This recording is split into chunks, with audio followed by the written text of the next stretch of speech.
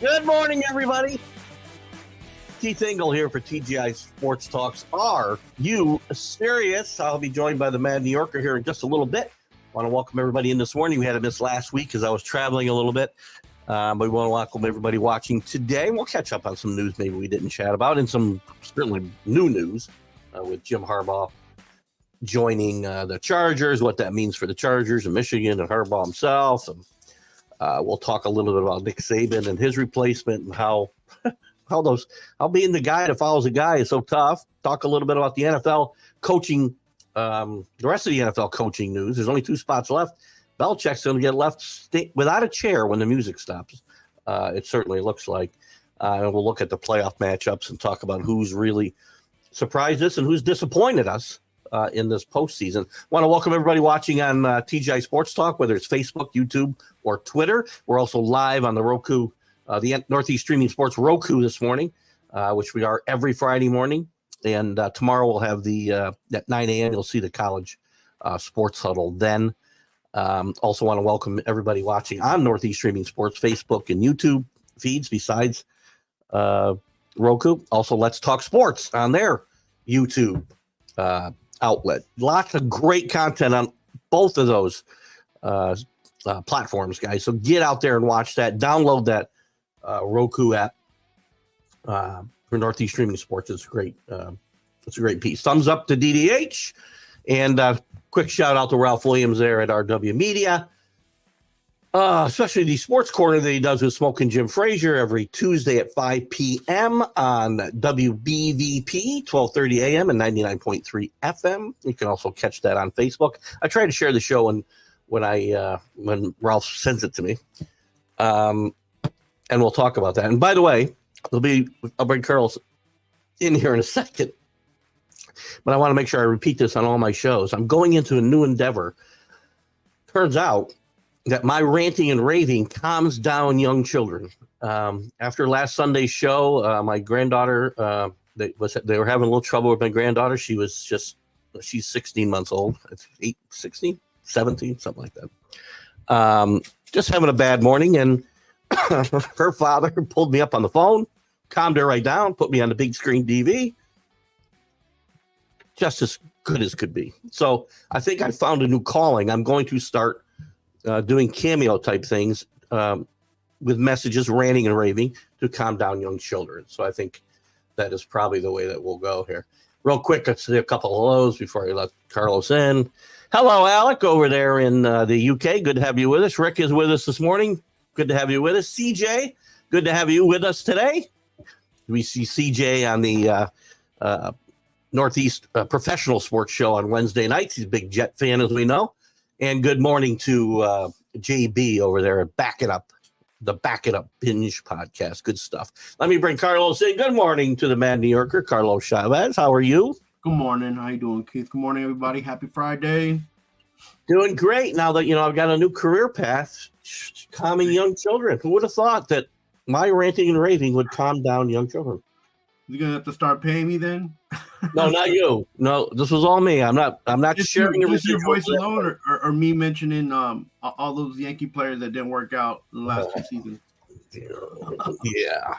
Anyway, we got a lot to talk about today. I mean, we weren't on last week because I was traveling. I don't think I'll miss any more Fridays. Well, I will when I'm on vacation, but we'll talk about that probably next week. Big news, probably the biggest news this week. Jim Harbaugh, to nobody's surprise, I don't think, has jumped to the NFL and the Chargers, leaving Michigan to find a new head coach, which I'm pretty sure I know who that will be. Are we surprised? Again, I was asked if I thought he would have left if, the sanctions weren't hanging. I think the sanctions are done with Michigan myself, or at least there's nothing major coming down, I don't think. But I think he would have gone to the NFL either way. If there was nothing lurking out there, I still think he would have jumped. He looked to jump last year. Chargers, I think, are a good fit. I know that you may not think so, but they got a quarterback. They got some talent, got some cap problems. But this is a guy, no matter what you think of him, he's a very polarizing guy. He is a very, very good football coach, and he's turned around every program he's ever been associated with. Good hire by the Chargers? I mean, yeah, they advantage Chargers, not advantage Harbaugh, because they finally got a coach that has legitimacy in both leagues, NFL and as a college coach. I'll ask you a question here in a second, Alec. We'll get to that. We'll get to that in a minute. Like, so I question these ownerships and what they're doing and what are their goals. You could just be throwing money at the situation, or you can try to build something. And I think for the Spanos family, it's a little bit of both. I just hope that it works out for both them and Jim Harbaugh, because it's an okay hire, it's an okay team, but there's a lot of infrastructure that needs to be developed or reorganized over there just to get more legitimacy, right? Chargers have been having issues for the last 25 years, or even since the Spanos families took over as well. So, you don't want that to rear its ugly head. So, this team's had some really good teams under the Spanos regime, by the way. They've been there as long as they were back. They were there back when Harbaugh played. Right. No, and again, I'm not going to say that they haven't tried to put good teams together. The problem is that the way they go about it and things have happened in the back end of stuff, and there's not really like a template of like how to run an NFL organization, right? That doesn't exist. However, you don't want to be on the back end of that, with what's been going on, for the Chargers organization. It doesn't. It's not good that the way they moved about, the things that's happened, and like to say that you want to stand out and then you go and you're sharing a team in the same stadium because you didn't want to, be patient. Well, that was a stupid move. They have no identity in Los Angeles. They don't have the real following is up the road in San Diego still. This is a huge mistake, and this team probably ought to think about going back. Right. So those kind of things is on the back end, not on the football field, but as far as administrative, as far as management, as far as ownership, those things have to be okay or in great order for your team to be okay or great on the field, because things happen. People start talking. This deal that they made with the quarterback, if he don't win in the next 2 seasons, it's going to start looking bad.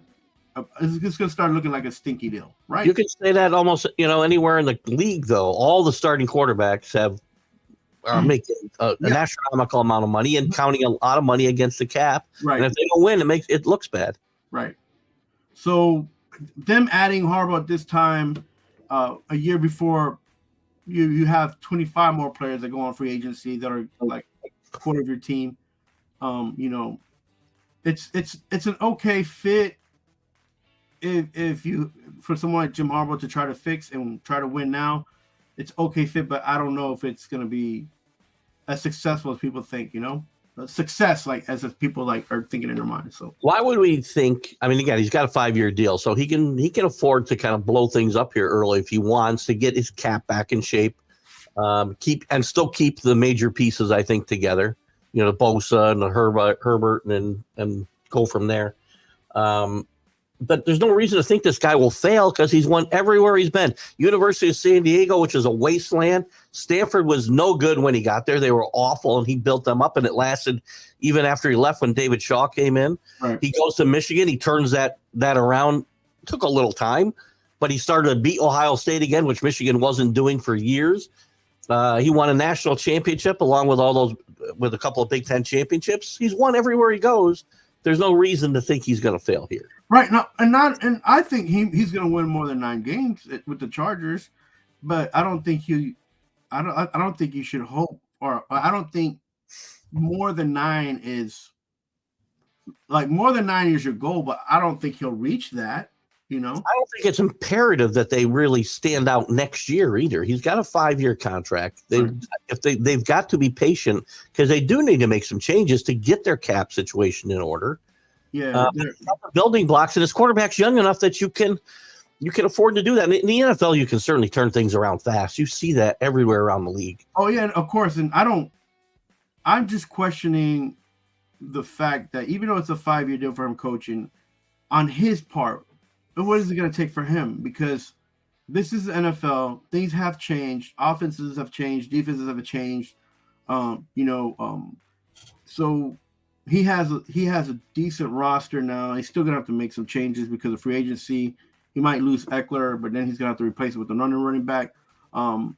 There's just a lot of – there's always questions no matter what team is for next year, right? There's always questions. For me, he just came from a championship team. What are his expectations and what does he want to do with the Chargers? Because if he wants to make a Super Bowl team with the roster now, or even if he adds 10 or 15 players, they're not going to the Super Bowl, man. This is the AFC West, man. They're not going to do it. He got to a Super Bowl with a worse team than this for San Francisco. I can tell you right now, that team didn't have a quarterback. They had a tricked up offense, and he managed to win. He went to, I think, 3 NFC Championship games and 1 Super Bowl. He knows how to coach. He knows how to coach. But I just, I still question. I'm glad that he got a gig. I'm okay with him being in the NFL.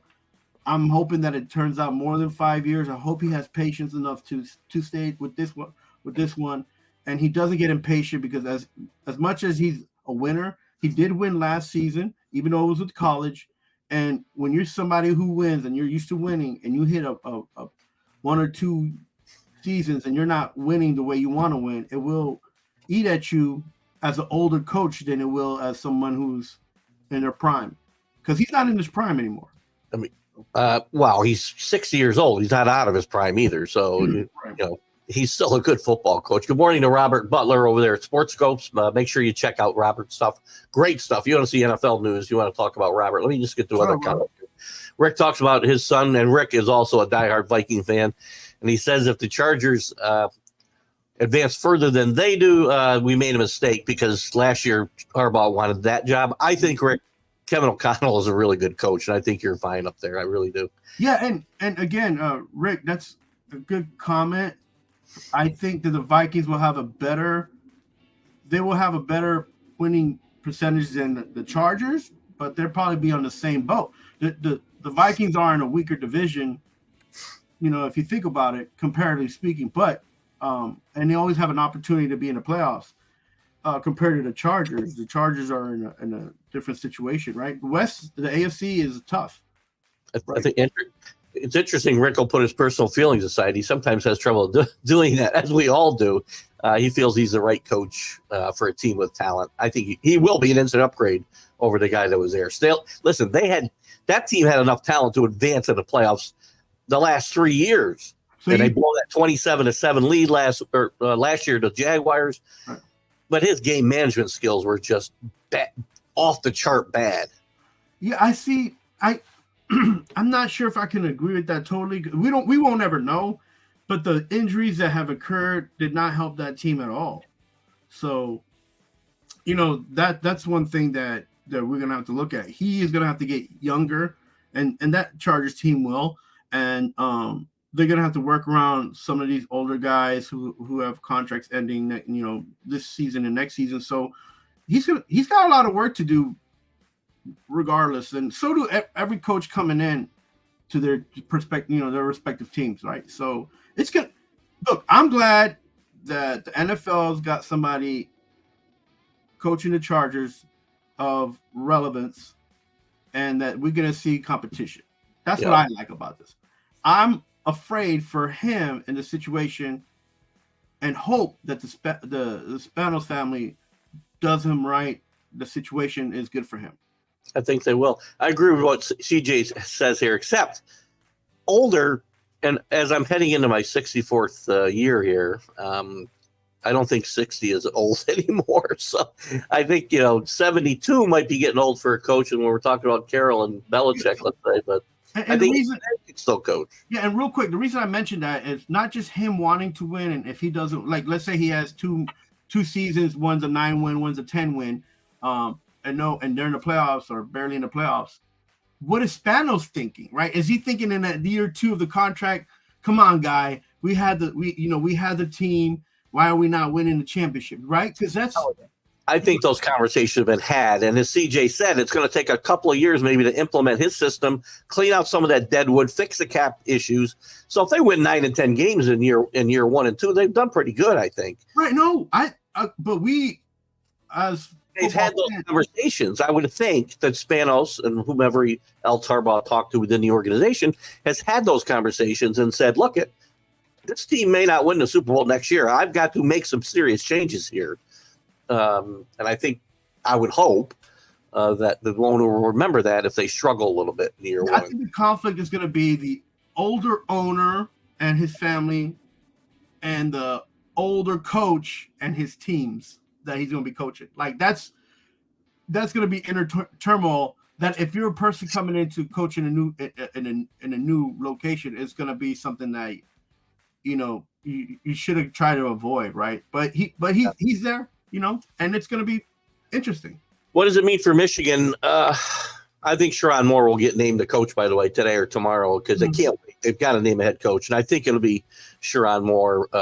I think there'll be a mass exodus of Michigan players if it's not Sherrone Moore. And he did a great job this year. Mac was talking about, do you really want a guy who cries on who cares about it? He shows emotion after winning a big game. I have no problem with a guy crying. Dick Vermeil did a lot of crying on TV and was a very successful coach. I think he's would be a great pick. The players love him. There's still a lot, there's a lot of kids leaving for the NFL. You got Corum leaving, you got McCarthy leaving. So they got a lot of work to do there. And I think some cohesiveness with Moore taking over would be the right way to go. Plus, with the stuff hanging over their head, which I think is probably going to go away fairly soon. I don't know that they can get a bigger name coach to come in there right now.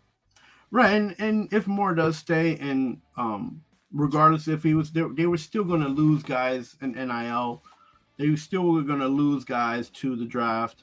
So the important factor is the key components of the younger guys staying and helping that team move forward. They're going to get. Even though they lose guys in NIL, they're going to get a few more guys in NIL as well. So, I think that's a tit for tat on that end. But and he beat Ohio State last year, by the way, which goes a long ways. Right. And regional wise, you're on the in the top, and the top 50 of candidates to go to a school, and you had to choose between Ohio State and Michigan. Something like that win last season. And even winning championship, it's going to turn to your favor, right? So I think did they just name a new coach too? So who's that? A new coordinator, Ohio State.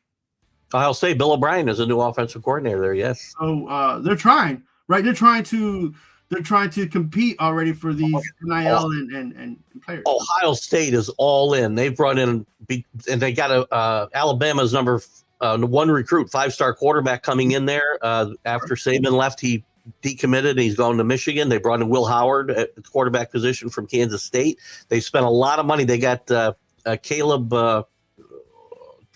Downs coming in. He's a great defensive back coming from Alabama as well. It's beat Michigan and win the Big Ten, or Ryan Day is going to be in trouble next year. Yeah, this is him on the unofficial hot seat.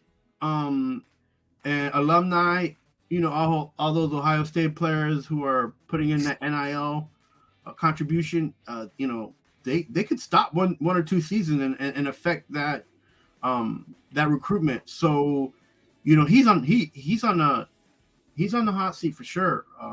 And if you don't think that, then you don't understand what's going on there in Ohio. So yeah, let's look at some of the other coaching news around. A lot of rumors that. Andy Reid, and most of them are within the Kansas City organization. I read them on Bleacher Report. Robert brought it up to me when I was on a show the other night that Randy Reid may walk away this year after the playoffs are over. And he feels if they walk away, the Chargers win the AFC West. I don't know. Kansas, it depends. It's going to be interesting. We've got 2 jobs left to be filled. Seattle and the team formerly known as the Redskins, maybe to be known as the Redskins again. It's interesting that Bill Belichick is likely going to be left without a chair once the music stops here. Yeah, so when I was reading the reports that Raheem Morris was going to be in Atlanta, and they're like ready to lock him up, that surprised me because everybody was talking about Belichick in Atlanta, and I said, and I was mentioning to Robert last Friday, if you're gonna pick up Belichick, you give him the keys to the Porsche, and you don't give a crap what happens. And I don't think they want that to happen. I don't think Rich McKay talked him out of hiring Belichick. It's that simple. There was a lot of dissension between the front office and the owner. The owner wanted Belichick.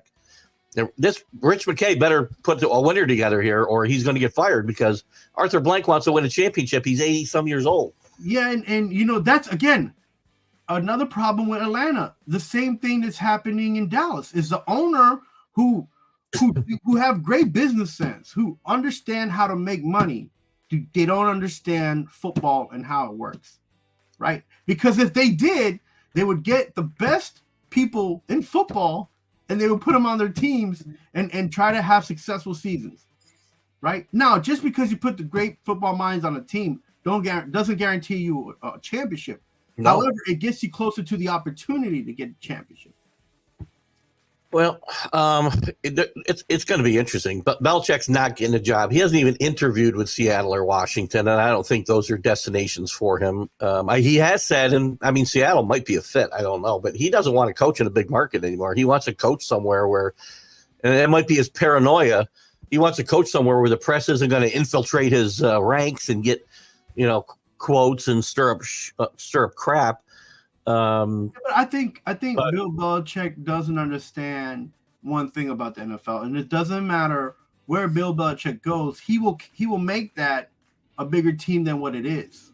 I think he understands that. Well, if he's talking about being in a small market team, right? He will make that small market team bigger in the moment if we starts coaching it bigger than what it is, right? It wouldn't matter. The press size isn't going to grow in Atlanta and be the size of Boston, New York, or it's not. No. What I'm saying is that his popularity, right, is gonna make that team his popularity is gonna make that team's expectations a lot higher. Well, It looks now like he's gonna have to sit a year and wait. That's interesting because Belichick, Pete Carroll, these are guys that aren't that young, 71, 72, 73 years old by the time the next season rolls around. They both want to coach. They're both unlikely to get a job now. I mean, the two jobs that are left open, Washington, everything I hear, Ben Johnson's probably a go there as soon as the Lions are out of the playoffs. Yeah, if you had to choose between Ben Johnson and Belichick, I mean, who you going to choose? Well, the thing is, too, you got to remember, Belichick is a short-term answer. He's not coaching 10 years. Ben Johnson, if he's successful, will be coaching for a long time in the NFL. Belichick's going to coach a couple more years, most likely. That's it. But if I'm Atlanta, listen, with all that said, if I'm Atlanta, I'm throwing all my chips in on Bill Belichick. If I want to, because Blank wants to win in the next 2 years, too. He's 82 years old. He knows he's not around forever. And nothing against him. He's done very well for the city of Atlanta, Home Depot, and everything else that he's touched. But I mean, you want an NFL team or do you want a championship team? That's if you're an owner, that's what you have to ask yourself. Especially if you got a winning roster. Do you want an NFL team to go out there, or do you want a winning team? Well, they were a champion for 3.5 quarters a couple years ago. Guess you got to play all 4 quarters, so that's the problem. And who was the guy that put you in who was the guy who put you out? Bill Belichick. Funniest meme I saw at all during this. There was a lot of Bill Belichick memes during this whole last few months of this whole football season. Picture of Arthur Blank, and they said, Mr. Blank, after Belichick had his second interview, how'd that second interview of Bill Belichick go on a scale of 28 to 3? I thought that was hilarious. Well played meme. I mean, and the thing about sports, it's tough too, because I can say that and what I would like as far as competition and you want a team that wins, but there's a lot of teams that have had coaches who are winning coaches and have had terrible seasons. In all the sports, right? You have Jackson didn't do well with the Knicks. The Knicks have had coaches that were winning coaches that were terrible for the Knicks. Yeah. So that's in basketball, and in football, you've had the Chargers were close but never gotten to never got to win that Super Bowl, right? So And you at least got to try. Yeah, no, I agree. And Ralph Williams, as I mentioned earlier, from RW Media and Sports Corner there in Pittsburgh. Check out his stuff, as I say at the top of every show. He's surprised Raheem Morris got this job. He's respected in Atlanta. He's got ties there with some of the coach. He coached there after he got fired with the Buccaneers. He had a winning record 1 year with the Bucs. I don't know that he's a bad football coach, but if I want to win the next 2 years and I got a choice between Raheem Morris and Bill Belichick, I think it's a no-brainer. Yeah, and look, don't take nothing away from Raheem Morris, because had he not been on that on that Rams team, McVay wouldn't have a championship at all. I'm just gonna say that right now. I'm okay saying that, because I'm one of those people. I believe that defense does win championships. So, but again, if you're gonna Keith, you get a little bit of a point there into your favor. Like, if you're gonna pick a defensive minded coach, you go with the guy who's won more championships. I mean, but again, that goes to show you the kind of people that are managing and that have these teams in Dallas and in Atlanta. They just want to do what they want to do, and they don't want to, they don't want to give the game to the people who know about the game. Yeah, and Belichick would have put butts in the seats, as Ralph says. And here's the thing. Again, if you want to win now, you should probably go with Belichick if you want to build for the long term, which Rich McKay wants to do. I also think Rich McKay was worried about his own job security. If they brought Bill Belichick in, I guarantee you Arthur Blank was going to give him free reign. And Rich McKay didn't want that, and that's why he fought against this. So good job. Sonia, good morning. Good to have you with us. Thanks for sharing that. And she's now you should be happy, Sonia. You're a Panther fan. You should be happy that they didn't hire Bill Belichick there in Atlanta. Just going to say that. Let me just grab a couple. I think I missed a couple here. The key to the Raheem Morris hire is going to be who's going to be on his coaching staff. And I say that. Go ahead. And I say that because him being a defensive coach and the way that they're set up, he's going to make that defense better. Who is he going to have as an offensive coordinator to make sure that offense takes the next step? Because they don't even have right now. They've struggled with keeping a quarterback in the last 5 seasons, right? So right. And Dave, I see your comment about Josh Allen. We'll touch on that maybe when we talk about the playoffs and about that a little bit. To that point about coaches, the Patriots and Jared Mayo also come out a winner here if Belichick doesn't get a head coaching job, because he may have taken some players with him. He may have taken some coaches with him. And if Mayo wants those guys, they're more likely to stay now. Both Belichick kids have been offered jobs with the Patriots, and they may very well have followed their father if he got a job. Josh McDaniels probably would have followed him, and if Mayo wants him to be the coordinator, I heard there's a couple guys ahead of him on the list, but they've already been locked up elsewhere. After the Super Bowl is when you'll see all the coordinators and all the coaching staffs become more solidified as far as picks, because these guys are chomping at the bit who've been hired to get guys from some of these teams that are in the playoffs. So I find it very interesting, that with all the veteran coaches available, like never we've seen before, right? Not just Belichick and Carroll, but Vrabel and a few other guys that we still see. Everybody has leaned towards the hot coordinators. Yeah, and the younger ones, because Fangio and no, I'm talking about young hot coordinators. Yeah, that's what I'm saying. The younger ones, and then Wink, they're still available as coordinators too. So I don't think those two guys will be coaches. Head coaches? No. Fangio's already going to Philadelphia. Wink's going to be able to pick his job. I think he's already interviewed about 5 teams. He's a good coach. He's going to. Good defensive coordinators. A lot of guys who are great coordinators aren't great head coaches. So right. See Josh McDaniels, as I mentioned before. Let's move on to the playoff situation right now. And there's a couple of comments I want to bring up first. So actually, I can still leave that up there because it's the same thing. Or isn't it? Oh, I got to change that, don't I? Okay, so we know where we are. We got Kansas City against Baltimore on Sunday, and we've got the 49ers hosting the Lions. Big story, the Lions are. The big stories in the playoffs, and let me get this before I dive into this, because probably the Bills are going to come up in this conversation here pretty quickly. So let me get to this comment from Dave. Dave Guyette, welcome, Dave, up there in Amsterdam, New York. You're a big Bills fan. He heard the Giants are interested in Josh Allen. I have not heard that. The Giants are not trading for Josh Allen. They got a $40 million quarterback that they're not going to be able to move, and they're not going to take on another $40 million quarterback. Yeah. But Josh Allen, we're going to talk about the playoffs up until now. The biggest disappointments, Bills are a big disappointment in my mind. But it's not Josh Allen's fault. Josh Allen did everything he could do Sunday to beat Kansas City, and special teams and defensive lapses let this team down. I think the problem with the Bills is damn if you do, damn if you don't. And Josh Allen is, I wouldn't say he's the problem. I'd say the consequences don't favor him. And the situation is, and I keep saying it, and people just keep bashing me saying I don't know nothing about football and blah, this and that and that. The Buffalo Bills, this is the first year they've had a 1,000-yard rusher, right? In the last, compared to the last few years, right? But this guy, he earned 3/4 of his actual yardage in like 3 games. So there was only 3 games that they had that they rushed the ball with the running back consistently, and they won.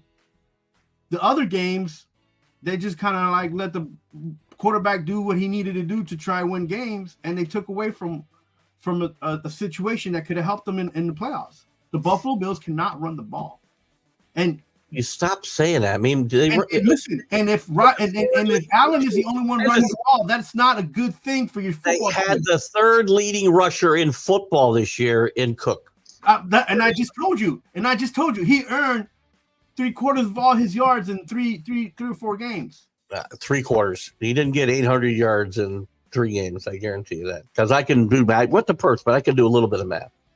I get it. He didn't start out well, but he had a great second half of the season. Okay, when they went on a 6-game winning streak, he did very, very well. But you gotta have you have to have a balanced team. You have to have. They need to commit to the run. They can run the football. They don't commit to the run, or Allen improvises, one or the other. Listen, your leading rusher cannot be your quarterback ever if you want to win a Super Bowl. Ever. Just remember that. This is Rick going back to Shrine. I missed this one earlier when we were talking about this.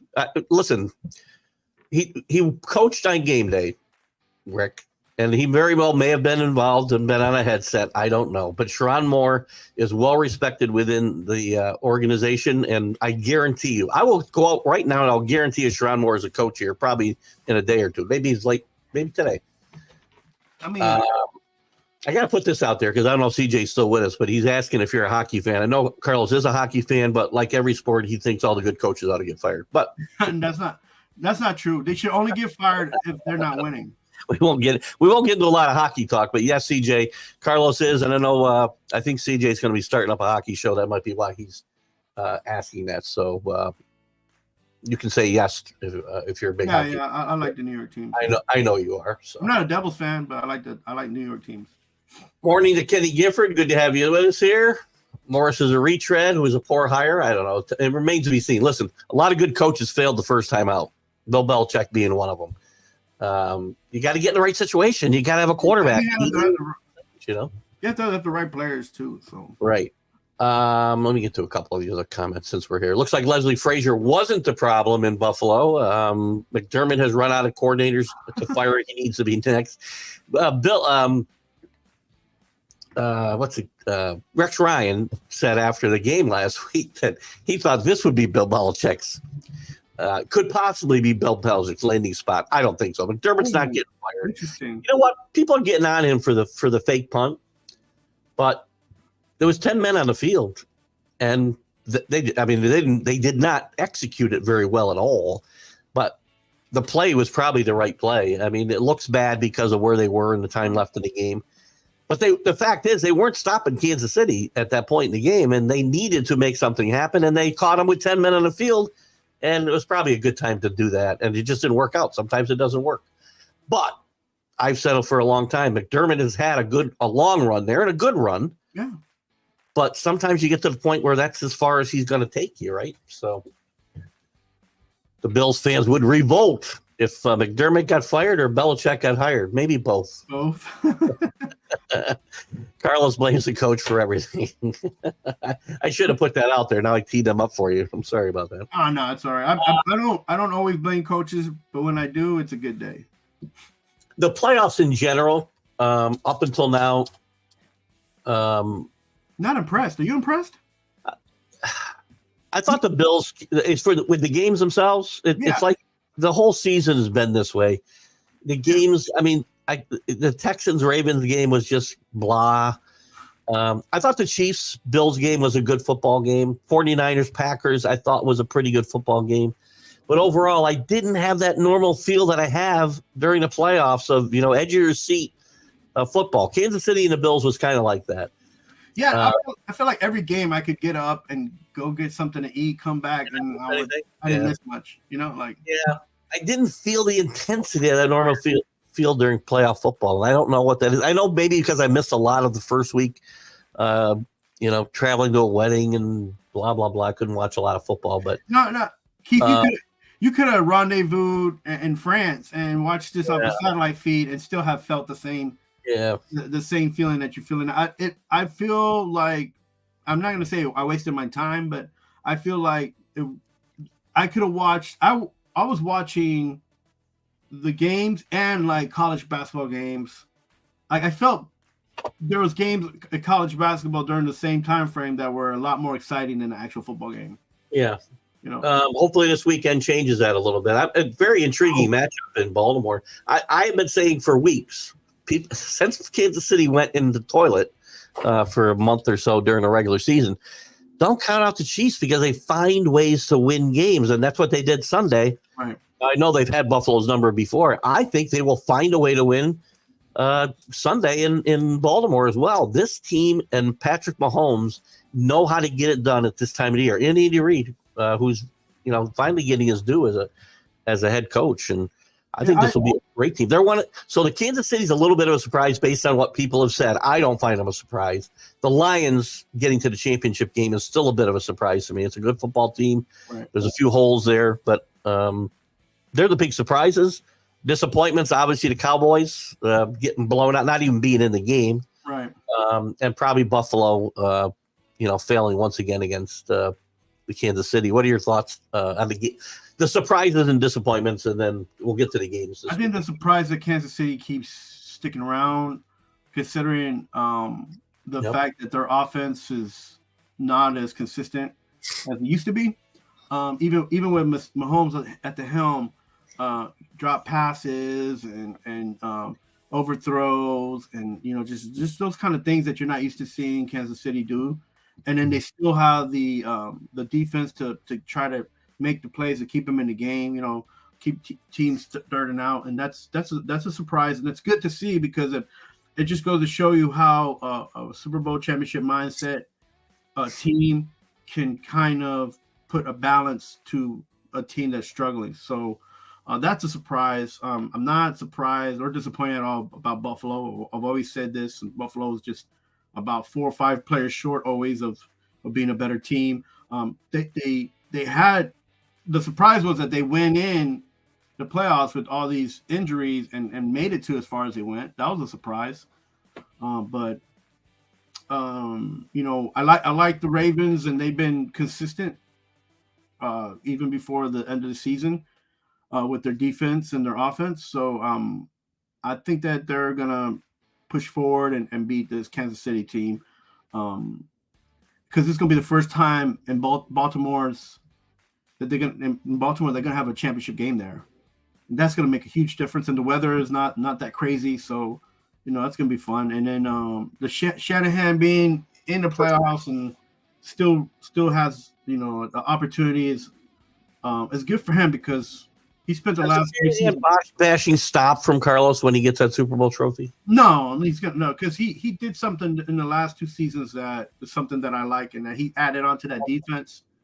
He made it better. He balanced out the offense with the defense more, and that's important, because as much as you score points, you still have to have a defense to get you the ball back as well. Well, the answer is yes. You're going to stop bashing Shanahan. No, I'm not going to stop bashing him. I don't believe that Had he had a few more injuries on the defense, they would be in a bad situation.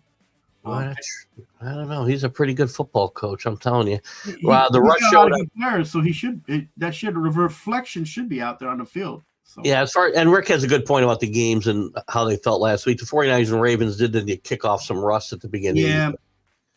I'm beginning to think the bye week isn't everything that it's cracked up to be, but they did end up winning, so it doesn't matter. CJ really thinks the luck. Listen, I have a lot of problems saying luck is why this team is winning. They got a 2-time Super Bowl coach. They got a 2-time Super Bowl quarterback. This is not luck. They know how to win in the playoffs. And luck is, there's a certain amount of luck involved for everybody, right? But you want to talk about luck? They had bad luck when Hardman fumbles the ball through the end zone after the fake punt failed. That would have put the game away, pretty much. So luck did not go their way. It was their own, I think, perseverance. Yeah, I think the luck is more on the Detroit Lions side, considering the fact that they have some of the worst secondary in the league, and they were able to sustain enough offense to keep them in the game. But as much as they do that, I'm not a believer in Goff. And he continues to show that he can't. Towards the end of the game, he could still almost give the ball away, and that's dangerous. He's not, that's not good the way he finishes games, even though they win. But he's not. You can't go 3 and out and leave a team 3 minutes. Finding a way to win games. I've been bashing that guy since they played the Super Bowl against the Patriots. I said he cannot win a Super Bowl. We'll find out. It's a good. Dan Campbell's done a great job there. No, I can't. We see the results. They're on the field. They're on the score. But to put him on a pedestal and say that he can be the next Stafford or whatever, even the Stafford, I'm like, man, I just should pump the brakes there because one thing about Kansas City too, they become the new Patriots. People just root against them because they're good. And they're great. But I will say, and another reason I'll root them against them is this nonsense with what's her name? Oh, that can't even think of her. Taylor Swift. I don't need to see Taylor Swift every time they get a first down. Please stop. Gosh, I understand they're trying to get. They think that they've got this whole new demographic watching these games. Nobody gives a crap about seeing Taylor Swift, who probably doesn't even know what a first down is. Well, the next season, if this keeps going on, they're just going to start playing her songs every first down.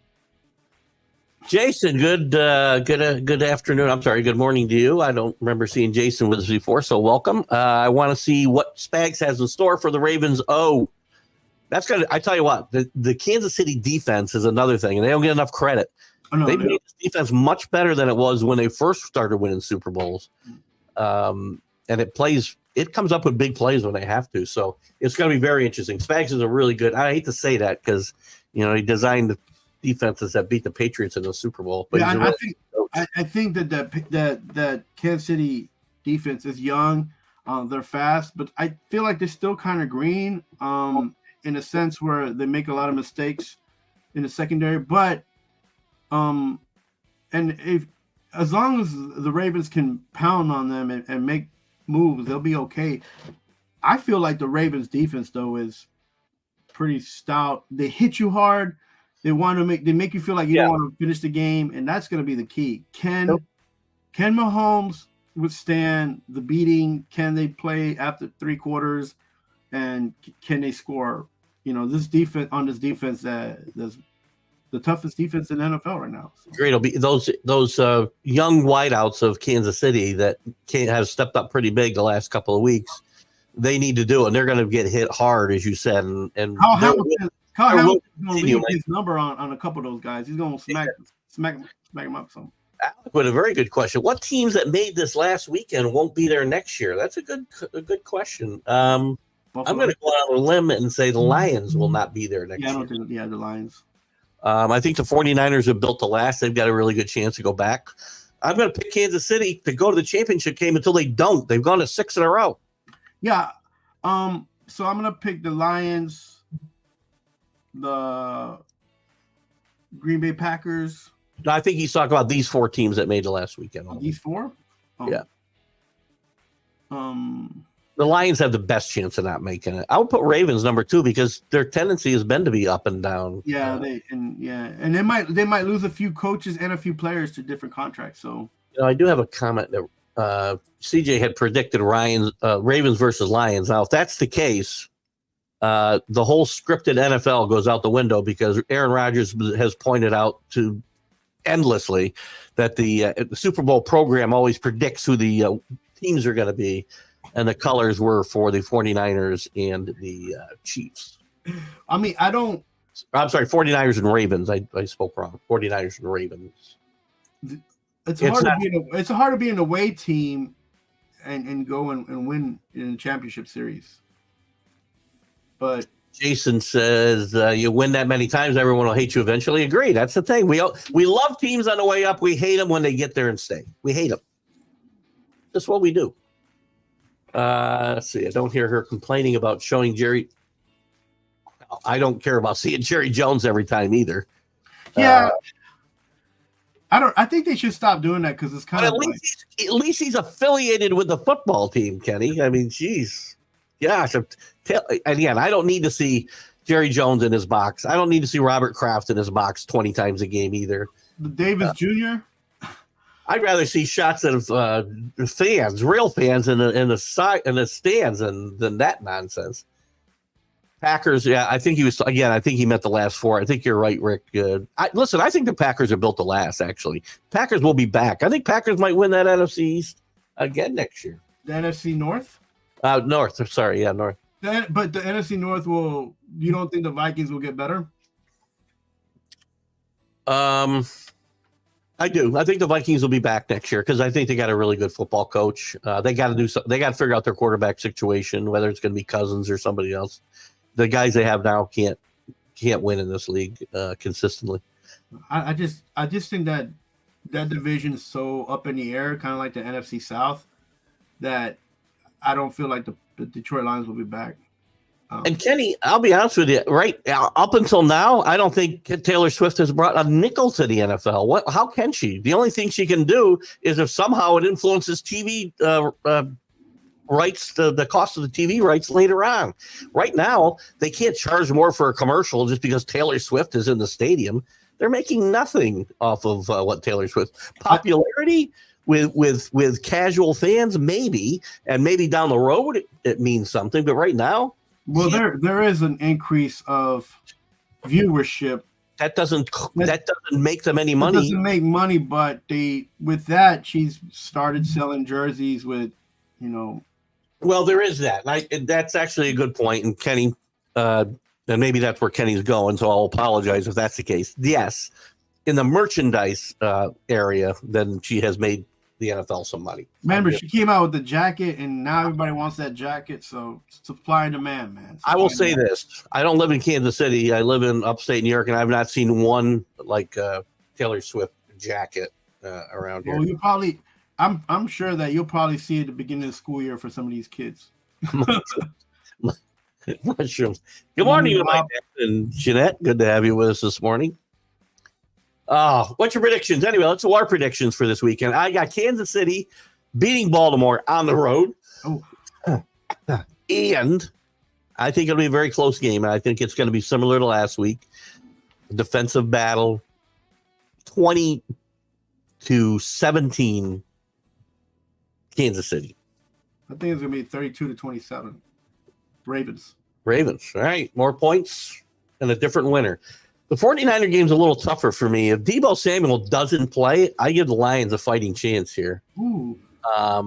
If Deebo does play and is fairly effective, then I think the 49ers will have their way here. I think they're, what are they, a 5-point favorite?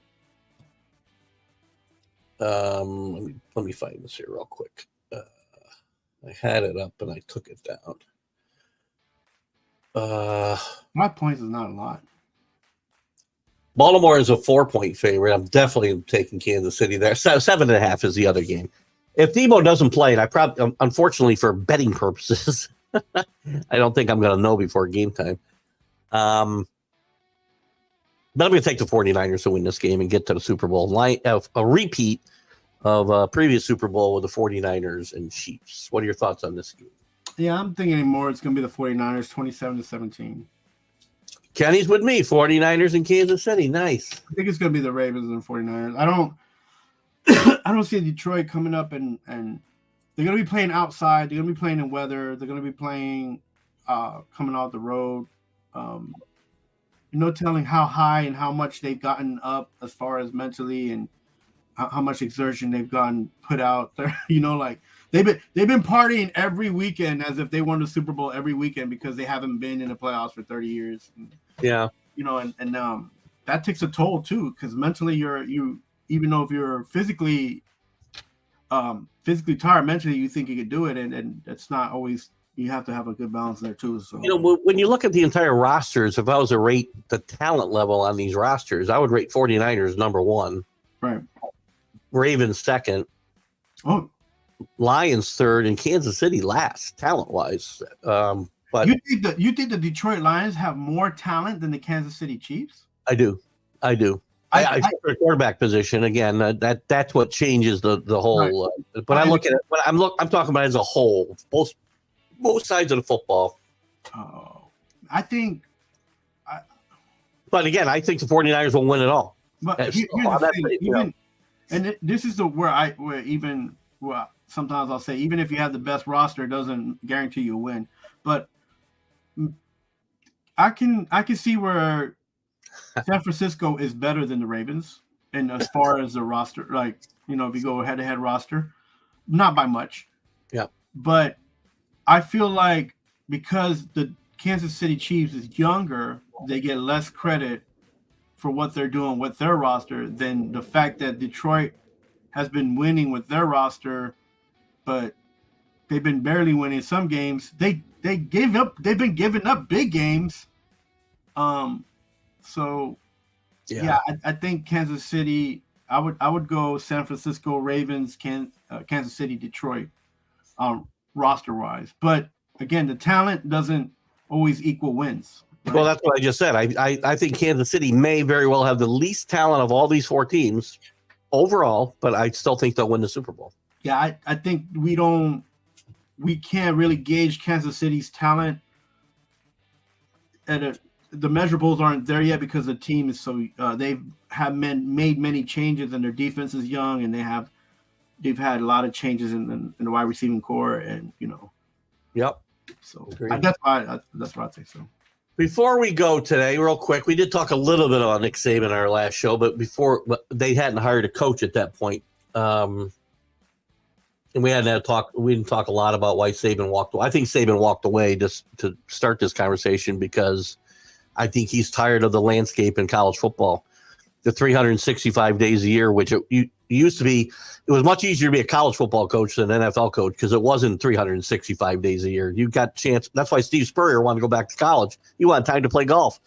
You don't have time for that. You are recruiting all the time, and you bust your ass recruiting, and these guys leave after a year. And I think Nick Saban got tired of the NIL, the transfer portal, and I think he just is tired. He's 72 years old, and he wants to enjoy the rest of his life, and I don't blame him at all. Yeah, and then there's also been stories leaked out there by different sources of media stating that Alabama's alumni base doesn't really have the same comparison to support NIL like other teams in NCAA. Well, they've used it, but they've used it, less, as you said, to some other. Well, if you compare Texas teams that have oil money, that have cattle money, that have infrastructure, technology money, Texas teams, colleges, different universities. Yeah, and you have to embrace it. They've used it more than say Sweeney at Clemson, and he needs to embrace it, or he's going to be out too because he's got to embrace the culture of this stuff's here to stay, and you've got to embrace it, or you're going to fail. Yeah, and there are rules to getting the NIL money, like I mentioned before, and we've had arguments about, and you can get sanctioned for not doing it the right way. So, but name one team that's been sanctioned for the way they've approached the NIL. One of your favorite teams, Miami. They haven't been sanctioned. Yeah, they have had players getting kicked off the teams because they haven't followed the NIL rules in different sports. Well, all right. So it's not in basketball and football, I can tell you, and that's where most of the money's getting spent. Right. I mean, they spend more money than anybody. It doesn't work. The basketball team stinks now. Right. Yeah, because they've lost players. There's players that have played on NIL contract that will not get NIL money for not fulfilling their contract, as well. So there's a lot of lawsuits that are against some of the students, and there's lawsuits that are against those companies and corporations that are trying to pay the NIL on the NIL deal. Anyways, but I think it's just one of those things for Saban that it's once the landscape changed in the SEC and Texas A&M came in and Missouri came in, that was already something that bothered him because he had to add an extra game in the SEC, right? Like, and that was something that was already irritating him. The sanctions that the NCAA gives out, and all those kind of things, I'm sure were something that would just pile in, and then you add the NIL and the transfer portal, and that just sometimes it just becomes too much. Now, I will say Kalen Deboer, I think, is a really good hire here. He did a great job at Fresno State before he went to Washington. He did a great job at Washington. I'm sad he's leaving Washington because they finally got something going up there. Jed Finch from Arizona took that job, former quarterback coach with the Patriots, did a great job at Arizona the last year. He's taken over a mess up there because they've got two starters from that championship game team coming back because DeBoer took some with him, right. And a lot of them, other ones have transferred or gone to the NFL. It's hard, though. DeBoer, while I think he's a really good hire, it's hard to be the guy who replaces the guy. And all you got to do is look at Alabama and what happened after Bear Bryant left because he was the guy when he retired, and it took 7 or 8 coaches before they landed on Nick Saban and really made it work. Gene Stallings had some success and won a national championship, but Ray Perkins, Bill Curry, the boys, Francione, Mike Price didn't even get to coach a game because he went to a strip club after he was introduced as a head coach, and he got fired before he coached a game. Mike Shula, none of these guys won, except for Stallings. None of them won at Alabama. So It isn't just Alabama that wins. You need coaching. And DeBoer, this is a tough, and a lot of kids they've had an exodus of players transferring out, whether they're veterans or decommits from the recruiting trail. So I think they'll be okay in the spring transfer portal. I think they'll fill some of those holes, but this is going to be a tough year or two for Kalen Deboer. No, most definitely. The landscape's changed. The divisions, the SEC. Every coach is going to have their eyes kind of light up because now they think they have an opportunity to win, right? And the SEC has a ton of coaching talent, not just football players. Excuse me. Okay. I have a little allergy issue here, but yeah, I mean, it's going to be good, competitive SEC. Excuse me. Jesus, you all right? We need to call an ambulance for you? No, I mean, a little worried. You're coughing up a lung over there. This is my life, and with the allergies. Well, it's going to be very interesting to see what happens. Yeah, man. As you said, the SEC is much better with Oklahoma and Texas coming. Ole Miss is on the come out there, and they're going to be tough to replace. So it's going to be something that interesting in the SEC, and I look forward to it because it's going to give an opportunity for teams like Ole Miss and Tennessee and even LSU to make some noise. Hopefully they can make noise, right? Yeah. That's why you get the coaches. Agreed. As we wrap it up, let me just go through some of these comments. We got only about a minute. You can cough your way out of this. So Kenny says the Rams got rid of Goff for a reason. I agree. Jackson needs a win one or he'll be lumped in with Allen. I agree with that. Golf tournament. I think I saw that, Kenny. I got to check the date. Swift Impact, 16 points. I will look into this, Paula. Tell Paula we'll look into this. We'll talk about it Sunday. Hello to the beautiful bearded bastards. Good to have you with us. Sorry you joined us so late. Get them water. I think we need to get them an ambulance. I don't know. So. No, I'll be all right, guys. This is anyway, thanks for joining us today. We'll be back next week with more Are You Serious? You can catch me Sunday with a Sunday Stream of Consciousness, and we'll get into this Taylor Swift thing more, Kenny. And you can see us next week with College Football Huddle as well as seeing us other places around these different networks. Have a great weekend, guys. Talk to you later. Have a good one, guys.